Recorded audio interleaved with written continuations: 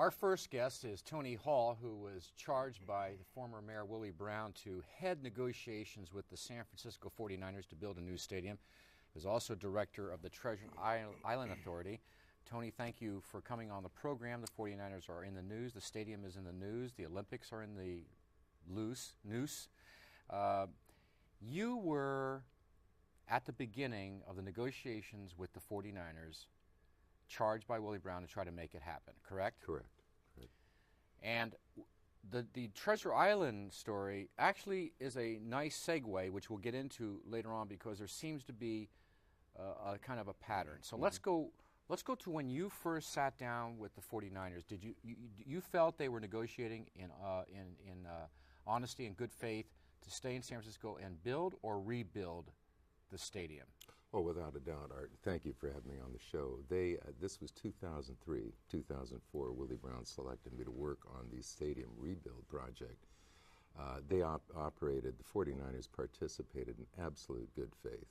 Basically, the project called for the rebuild of Candlestick Park, availing of the $100 million bond that was passed in '97 and private financing by the 49ers.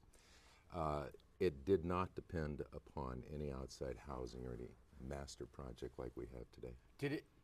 But it did depend on a mall. Oh, yeah. It depended on retail development. Exactly, and that's what you might remember the DeBartolos do very well. Yes. Under this new plan, it became a master, huge housing development, with the 49ers playing a minor role, if any role at all, in the development, and being asked to pick up long-term infrastructure and transportation costs. Tell me about the infrastructure and transportation costs under the Old model you were negotiating. Right. Under the model we were negotiating, that was not a factor. The city was going to improve whatever transportation and infrastructure costs would be necessary to allow the old Candlestick Park to be rebuilt, redomed into a first-class modern-day stadium. About $200 million, $250 million on that plan is what we're looking at. Including the dome? Exactly, as opposed to $600 to $800 million today, probably closer to 800. All right, so something happens. First thing that happens is you move to Treasure Island, and who replaces you? Well, I was taken off that committee. Newsom reformulated the committee, brought on some staffers that, in my opinion, were just more interested in serving, public high-end donors to the mayor. The competence of that staffing level just fell apart. Incidentally, the same people that were involved in Treasure Island. In your opinion? In my opinion. Okay, now, when do you think it goes from a rebuild of Candlestick Park and doming it to a brand new facility of any kind? I mean, that switch. Well, that switch took place, I think, started taking place immediately upon Newsom becoming mayor. A new committee was formed, a new concept to bring in housing, much needed housing in San Francisco. About 6,500 houses are to be built out there in this master Candlestick Point development, of which, again, the 49ers were being asked to take a minor role, if any role, in the development, in the mall, or anything other than the stadium, financing for the stadium, and to pick up long-term cost that any other municipality would gladly give a team like the 49ers in order to have. So who are you, for the infrastructure improvement, who are you charging with? This is the city's responsibility. And any place in the United States, teams can help if there's enough spread there. But in San Francisco, this should be the city's You're talking about the roads, Absolutely. extending the 3rd Street rail. Infrastructure, 3rd Street rail, transportation, utilities. This is what the city or any municipality does in order to acquire a team. Do you have any knowledge that the architects and or designers that they hired scrapped the idea of rebuilding the old stadium for any technical or feasibility reasons? Did not happen for any technical or feasibility issues. It happened because of this new master plan to develop housing and around a stadium. There seems to be something missing there. Why would the Yorks choose to build a whole new stadium that would then be reliant upon so much housing and development and infrastructure development? Well, they didn't choose to do that, Art. They're choosing to look elsewhere, and that's really sad for San Francisco.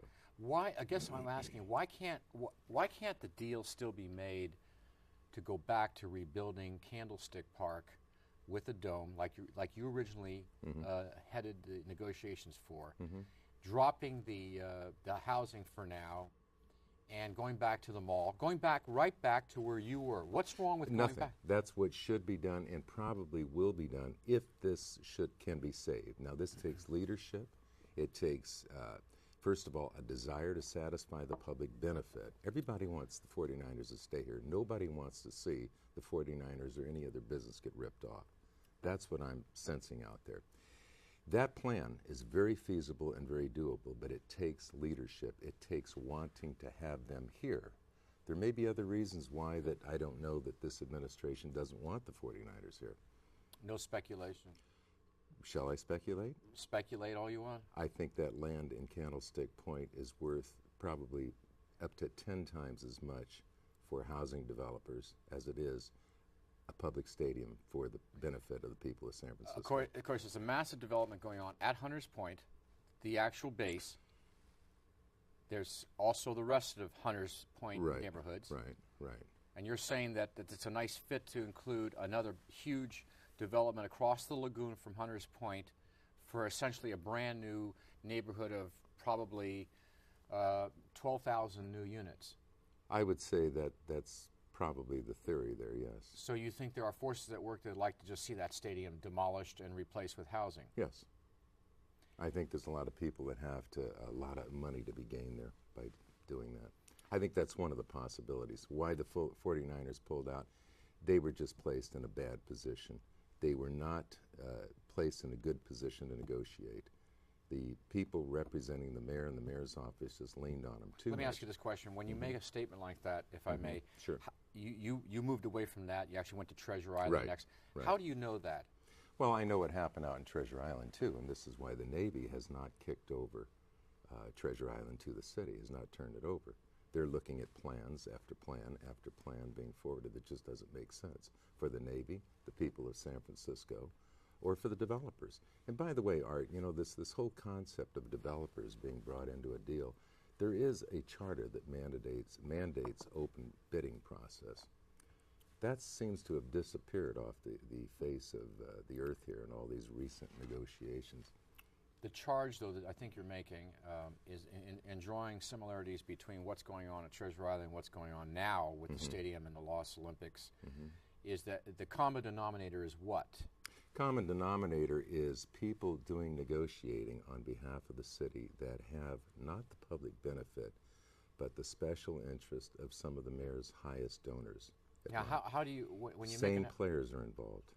When you make that kind of an allegation, which is pretty strong, what is your basis for that? Having been in those negotiations, having gone through that, the same players at Treasure Island are now in play at the Candlestick Point development. If there was one time that Mayor Gavin Newsom lost his temper was because of a charge like that you're making. I believe it was KGO special reporter made that very same charge. I don't believe there was any establishment of a connection there. Are you saying this is behind the scenes, or do you think it's because the actual names that we see involved with both of these projects? I'm still wondering about the basis of both their charges. Their charges, I think I remember, but your charge, that special interests are really forcing the issue both at Candlestick Park and on Treasure Island. Oh, without a doubt. All someone has to do is just look at the players. The evidence is Treasure Island has not been turned over to the city. The 49ers are leaving town. The people at Hunters Point are losing out. Is the Navy going to, the Navy has waited and waited and waited for a viable plan. They were supposed to turn it over? Since 1997. When were they supposed to turn the base over? They started in 1997 in negotiations. The low-cost turnover or no-cost turnover, when, without getting into detail, was supposed to happen in the early 2001, 2002. And it's your understanding that the Navy is growing impatient? Without a doubt. And what do you think will happen Oh, then? they're going to auction that land off. And who do you think could... I think Lennar, who's been very successful at public auctions for Navy bases, former Navy bases, will step in and buy that, and the city of San Francisco will lose because we have not put forth a workable, viable plan. But it still has to go through the planning department, doesn't it? Who? Whoever buys the Treasure Island at auction. Well, when you have a private developer come in and buy a piece of land, the processes become totally different than what they are now when the city's trying to... Well, let me ask you this question. In your opinion, would that be a bad thing?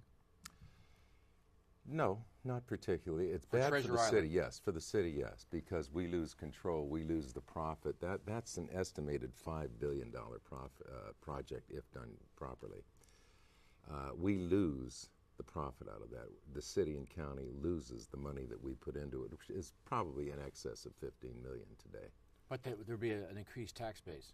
Yes. They would pay taxes. Right. There would be the economic Be impact. fewer homes, because I think the only thing that's viable out there, if that happens under an auction, is high-end homes on Yerba Buena, and probably making a park out of Treasure Island. I think that's where we're going. You think that's what a private developer would do? I think that's what makes sense to a private developer, yes. So there would be some economic and fiscal positive impacts, even if the city loses control over it. Oh, yes. Oh, How yeah. about back to Candlestick Park? Do you see it as that negative, aside from losing a football team, do you feel that that area should be developed freely and with housing, residential, support commercial? Yes, I do, Art, but not excluding a stadium or a football team, not excluding the city working with the 49ers to provide a stadium there and making it viable in such a way that the 49ers can make a profit. They are a private entity, and the city residents benefit by having the football team here. Rebuilding the stadium and for those famous luxury boxes, and you could bring it up to 70,000 if you configured it. 76,000, what we were looking at. Would that equal the economic benefits that the NFL looks for in new stadiums? Yes. Yes. So all the benefits to the owner and the NFL are there if you rebuild. Exactly. And has anyone called you to ask you to come back? To maybe Not to come back. I've been negotiate? called to ask different questions about what's going on because people knew I spearheaded that effort. I also spearheaded the effort to have the Olympics here last time, and that's a real sad loss. And this is not because of the 49ers. I guess then you don't imagine the mayor's office is going to invite you to come back and help negotiate the deal. I don't think so. I don't think I fit in that mold. Well, I think the important thing about this discussion, and this is why I want to have you on the program, is there is a viable solution. You were in the middle of it, right? And if negotiations are handled properly, you still think there's a deal. Yes, but that takes a desire for public benefit, for the welfare of the people of San Francisco. It means the city has to contribute what other municipalities would be doing in the way of infrastructure costs, and it means dealing in good faith. And I can tell you, we have dealt with the 49ers in good faith up till 2004. The 49ers, I think, started losing faith in the city with the after present that. team. Yes. A different team. Right. Tony Hall, thanks for being on the program. Art, thank you, and great article yesterday. Thank you very much. Thank you. Stay with us. We'll be back with Ed Jew.